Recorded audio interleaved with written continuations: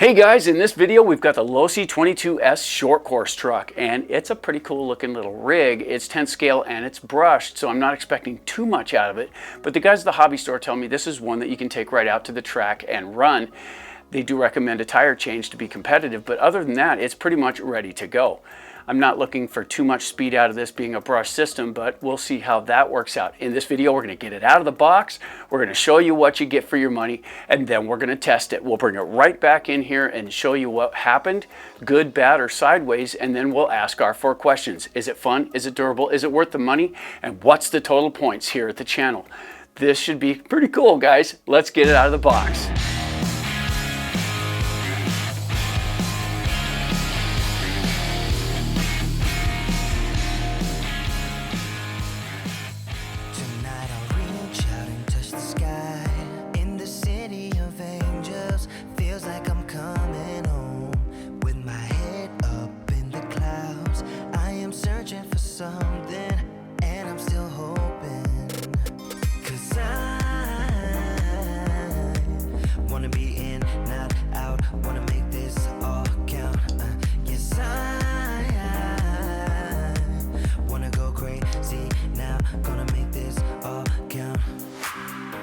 Rockstar, 'cause tonight I'm getting out of line and it's alright. Feeling like just as cool as John Wayne in his movies. Feeling like I'm James Dean and I know it. Feeling like rockstar. All right, so let's get this thing out of the box.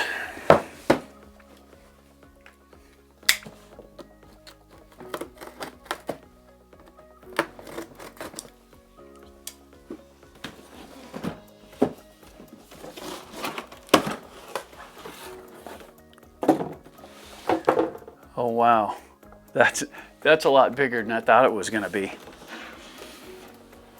Pretty much fills that box. That's pretty cool. I thought it was going to be a lot smaller than that. Let's get you down close and have a quick look at it before we pull it out.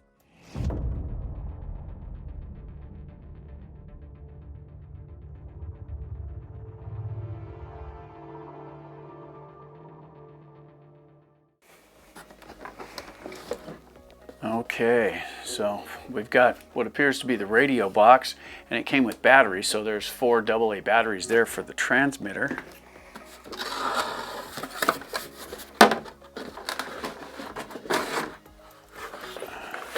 There's the car.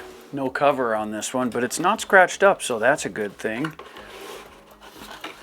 And it looks like we've got 2 zip ties right here, so let's go ahead and remove those. Okay.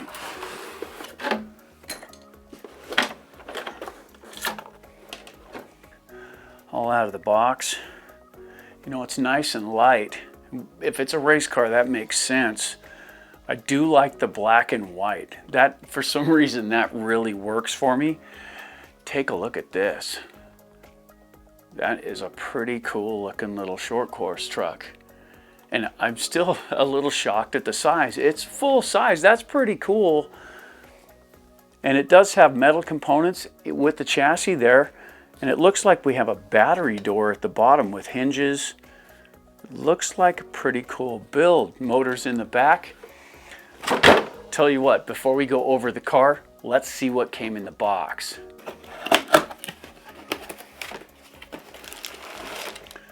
Okay, so we've got the manual here. And look at that. It came with an STX2 radio, so I assume it's a pretty old car.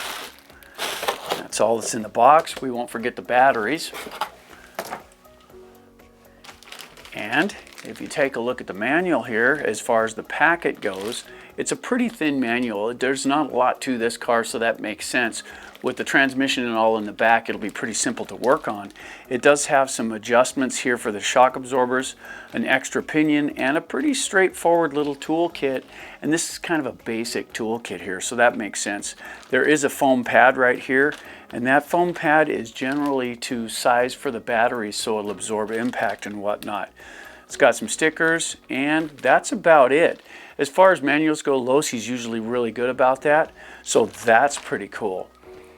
we do have the STX2 radio, and this radio, it's not the greatest, guys. It's not. I really like the features that it has here. It's got the dual rates, it's got your trim settings, reversing for the servos. It's got a power cutoff switch so you can move it down to 50%, 75%, or 100% power to the motor, which can help it feel a bit more controllable. The on switch is on the back here, and that's about it. But the problem with this radio, even though it feels good in the hand, seems to function well, there's usually a bit of a disconnect between this and the car. There's a bit of a delay there, and that's been normal for this type of radio. A lot of people can't stand these because of that delay, but if you've never run an RC before, you may not even notice it. Well, technically this is supposed to be a racing style car, so that disconnect may cause a problem when racing. You might wind up swapping this out. But we'll give it a full shot and we'll see how it works. I've got several cars that still run these, and they're still a lot of fun to play with. Now that we know what came with it, let's get the body off and let's see what the car's like on the inside. All right, before we take the body off this thing, have a look at that. That is a cool looking little truck, and it's pretty slick. Now, I'm pretty sure this is an older one. We didn't look into this, guys. We just picked it up, and to us, this is brand new, and it's probably been out a long time. We have no idea. But at the same time, for us, this is a brand new thing. So let's get the body off. Take a look at the innards on this thing. Now, it does have the speed control up top, which is right up on top of the car here, which is good. Should get plenty of airflow through all this air cavity because the body only comes down to here. All this airflow will go right up and over it, so that should help a lot. It has the receiver right here for the transmitter, so this is easy to access.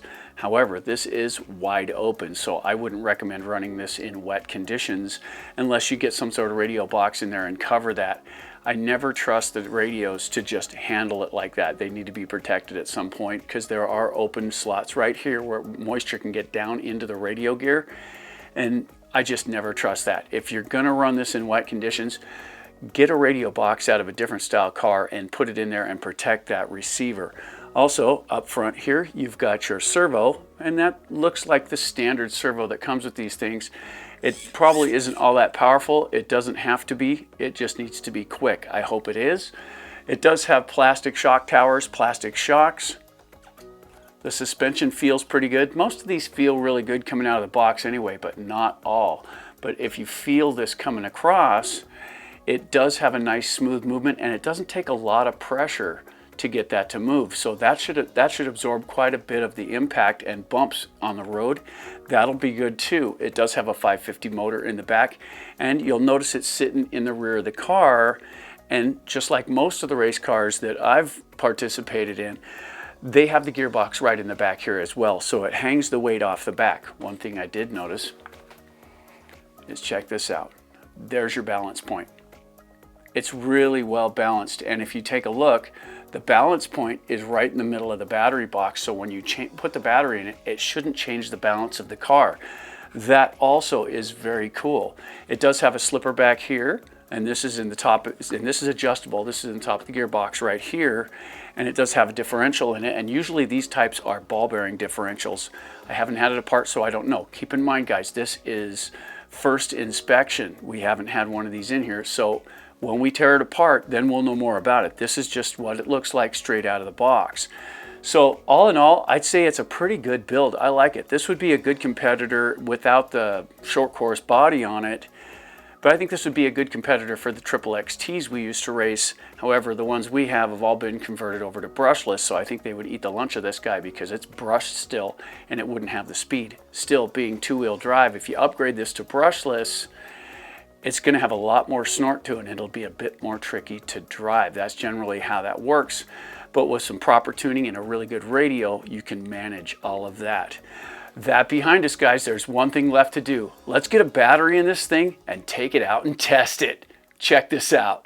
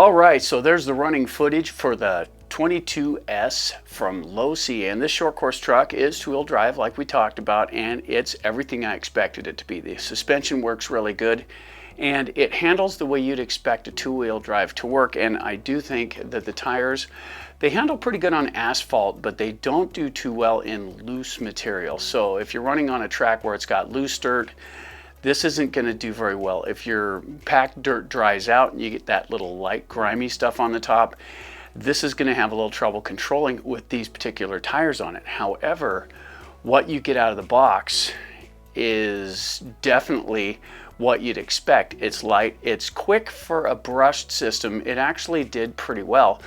I'm used to things go a lot faster here. All of us here, we're used to the bigger cars, the faster cars, the more durable cars, and the ones that handle in the bashing condition. This isn't really a basher, guys. It's not. This is more of a race car than a basher.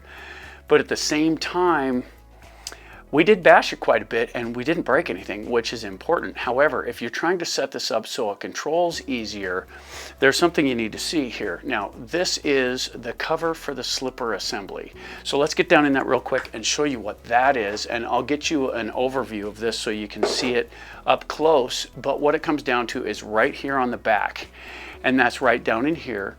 You have your slipper assembly. Now what that is it's a couple of pads and some compression plates, and that allows this gear to slip when the tires have too much traction. The thing about that is this can be tunable, and what that means, keep in mind that you racers out there that are watching this, you know all this.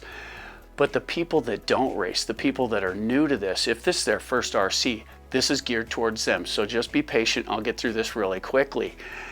You can loosen this spring right here on the slipper until this spins freely. You just hold the bumper, give it a little power, and make sure that it spins freely. Then as you tighten this up, so you take the wrench, and it uses this one.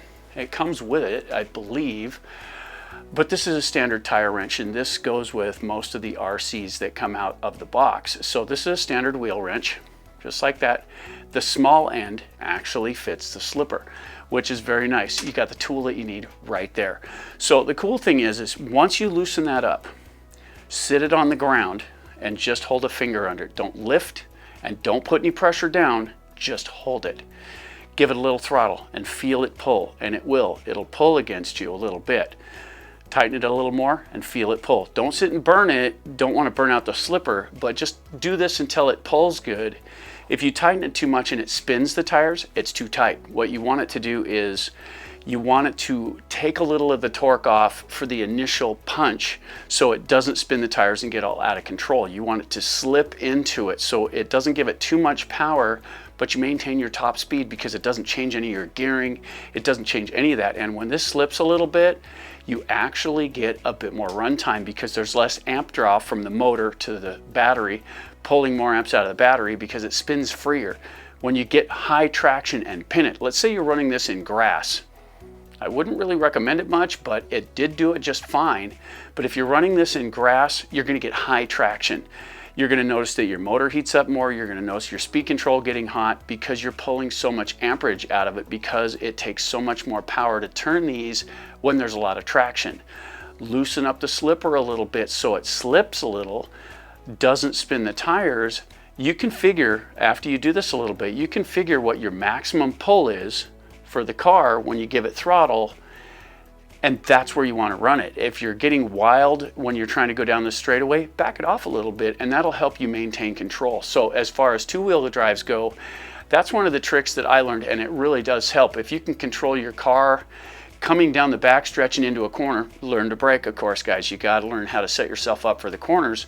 But once you get that under control, driving is a lot more, well, it's simpler. I wouldn't say it's a lot more, but it's definitely simpler because controlling your car is paramount to being able to run these things properly. What I really like about the two-wheel drive cars is they cause you to understand control. And what I mean by that, and of course, we did use the stock radio and it functioned. I'll give you that, it functioned. I didn't really notice the disconnect between this and this. This one seemed to function pretty well. Some of them are pretty bad on the leg. This one wasn't too bad, but it was still kind of hard to control, and part of that was the setup. With the speed control and the radio, If you don't have the ability to set your power curve, and this may have that, we didn't look into the manual yet, we just ran it the way it came out of the box, the way a new person would, and we controlled it from there. It requires a lot of trigger control to do that, and that's what I like about these. If you get a brand new one of these, you get it out of the box, you've never played with one before, you're going to have to start to learn how to control the trigger to control the car, which teaches you throttle control, which is awesome. When we're ripping down the backstretch, set yourself up for a corner, you have to back way off the throttle to get it to do what it's supposed to do. If you stay at about half throttle, it'll fishtail, it'll come around on you. You'll pretty much have to start over. But at the same time, if you learn how to control the throttle on it, this is completely drivable. And one of the cool things that we noticed is when we hit the ramps with it, and we have a low angle ramp that we use for the short course trucks. It's right around 25, maybe 27 degrees, but it's got a nice long flat section in it. So you get your angle and then it shoots it flat off the way the short course ramps do. This handled it beautifully, and most of the time the chassis never hit the ground. It did get about, I'd say 3.5 feet in the air, which is pretty good for a car this size. If you watch the real short course trucks run, they hit those ramps and they get some pretty decent air out of it, but they always absorb it with the landing gear. That's what the suspension does on this. It's really cool to watch when it does it. So as far as that goes, everything held up really well. The suspension held up good, and we went full blast. You know, this doesn't really go fast enough to break stuff, but if you hit something solid, you're gonna break it. That's just how it goes. With all the bashing we've done, and granted, we have some skills at driving, so we know what to do, what not to do. We still push things beyond where we should to see if these things can hold up. This one broke nothing, had no problems whatsoever. It ran clean the whole time. So let's look at some of the other aspects of the car real quick before we get into our rating system, and one is the look of it. This is a cool looking RC. I'm really partial to the black and white. I think it's awesome. I think kicker's cool, so all that splattered across the top of the body looks really bitchin' in my opinion. Still, at the same time, this was $170 out the door with tax. We had to add tax to that. The base car was $169.99, which is $170. Throw some tax on it and we were out the door. This runs on nickel metal hydride and it runs on LiPo, but there is settings that you need to, here, let's take a look here. There are settings you need to take a look at in the speed control, and it's right here. And I will try to get you a close-up of this too, but right here, there's a junction set right here. And in the actual manual packet, there's more of these pins that allow you to set this up for how you want to run it. So you can put it on one setting for LiPo, you can put it on another setting for nickel metal hydride. Get that right, guys. I mean, when you go to set this up, get it right. Because if you don't set it right, let's say you leave this set at nickel metal hydride and you run your LiPo batteries in it, it'll drag the batteries down far enough to destroy your LiPo batteries. Make sure that's set up right. Also, you can add a pin to it and you can have it without no pins on it connected. You can have forward, reverse, and brakes. If you put the secondary pin on there, you can have, this is for race mode, so it's forward and brakes. It's pretty cool. There's some cool settings. They're labeled right on here, so it's easy to find. But if you're having problems seeing that, it's in the manual as well, so you should be able to find that. When you do that, make sure that you get that set correctly, because your batteries are what will pay for it if you don't. As far as that goes, the servo handled okay. I would really like to have a little higher speed servo in it. I would definitely change the tires, but if you're running on asphalt, these work really good. It sits pretty high because it's got a lot of suspension, so it does lean in the corners. There aren't any sway bars on it anywhere, nothing of that sort, so it does get some body roll on it. I really think that adds to the effect of it, but at the same time, when you get into a corner on pavement and it starts to lean, the back end's going to come around, so you have to pedal your throttle pretty hard to get those corners to look smooth and even. That's one of those things that comes with driving skill and some time behind the wheel. Other than that, it's time to get on to our 4 questions. And if you watch the channel, you know what they are. These are the new ones because we've had to change them a little bit because we have so many cars at the channel. So is it fun? Is it durable? Is it worth the money? And what's the total score on the channel? Let's get on with it. All right, question number 1. Is this thing fun? Well, you know, here at the channel, we're used to a lot bigger and faster vehicles. We really like the brushless stuff, and at the same time, we really like 4-wheel drive because you get that instant gratification when you pull the trigger. This has its place, and I think running in competition with other short course trucks would be the place to really get the most excitement out of it. This isn't really a bashing machine, but at the same time, that's what we are. We've done our share of racing, and the bashing community just seems to be where our heart is. And that, I'm not just speaking for me, it's for everybody here at the channel. We enjoy bashing. This isn't really much of a basher when it comes to that. It can do it, but without the four-wheel drive and the brushless stuff, it doesn't really seem to get that real thrill you get out of it when you really pin it and watch one of the faster ones, like this one's big brother, this one right here. This here is the four-wheel drive version of this, and this thing is a beast. It's brushless, it's stupid fast, it's really durable. And that's what sings to us. This one here, it's like stepping backwards. If you're new to the hobby, it does go fast enough to thrill you, and it does take some control to understand the car. Once you get that down, this thing can be a lot of fun. Balancing all that together, we're gonna go ahead and give this one 6 out of 10 for fun, because at our skill level, it's really not all that thrilling. But if you're new to the hobby, this will probably make things all kinds of fun for you. So for fun, we're gonna give it 6 out of 10. And question number 2, is this thing durable? Yes. For what it is out of the box, it is, guys. It's durable. It took everything we threw at it, we bashed it, we jumped it, we ran into stuff harder than we should have. We didn't hit anything head on, and we don't do that kind of thing here. We run them for what they are. We go out and we run it for real and have a good time with it. It cartwheels, it tumbles, it did all that stuff. The body scratched up pretty good. It took a lot of damage, and we literally broke nothing. We had 0 problems with the car. I really hate to give it 10 out of 10 because at a brush system, it really doesn't go fast enough. I'm gonna pull 1 point for that, because if you did go brushless, we don't know actually how durable it would be. So for a brush system, we're gonna give this one 9 out of 10 for durability, because it did hold up well. It just needs to go a little faster to be sure how strong things are. And question number 3, is this thing worth the money? Well, coming in at right about $170 where we found it, complete, you do need to add batteries to it, and if you don't have a charger, you're going to need to add that too. So depending on what you go with, the upside is this only takes 2S batteries, so they're not silly expensive. You can get a 2S battery at a fairly reasonable price, but you're going to want to spend for the good charger. That adds a little cost to it, but still, for what you get, for what you pay for, you figure by the time we're out of here, we're well under $200 with tax and all that stuff. So this right here is definitely worth the money. I really think it is. This, you get a lot of bang for your buck, and it is upgradable. Once your skill level gets to a certain level, you'll be able to upgrade it to brushless, get a different radio in it and tune it some, change the tires, and this will probably be a rocket when you play with it.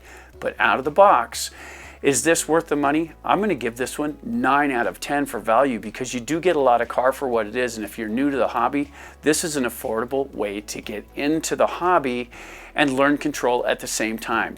If you got a paved driveway, this is awesome for that. If you get it out in the dirt, you're going to have to work the throttle some, but definitely 9 out of 10 for value. All right, and question number 4, what's the total score for this at the channel? Well, we came in pretty good for most of it, except for the fun part, and that's a lot of it has to do with us on that one. Still, this one's going to come in with a total score of 24 out of 30, and for what it is, that's a pretty good score. As far as durability goes, really impressed with how that worked out. As far as value goes, this one was not very expensive at all. It just could go faster and be a little more controllable. Still, at the same time, we think 24 out of 30 is pretty good. So if you haven't already, don't forget to bash that like button and help our content spread. You know, we love doing these videos, and the new stuff, even if, keep in mind, this one may be out a while, we have no idea here. We don't go looking into stuff. We get it out of the box and experience just the way you do. And that's what the magic of this is. To me, and to everyone here, that's a brand new RC to us, because we've never had one in here and we've never experienced it. It does share a lot of similarities with the XXXTs, which we raced for a really long time.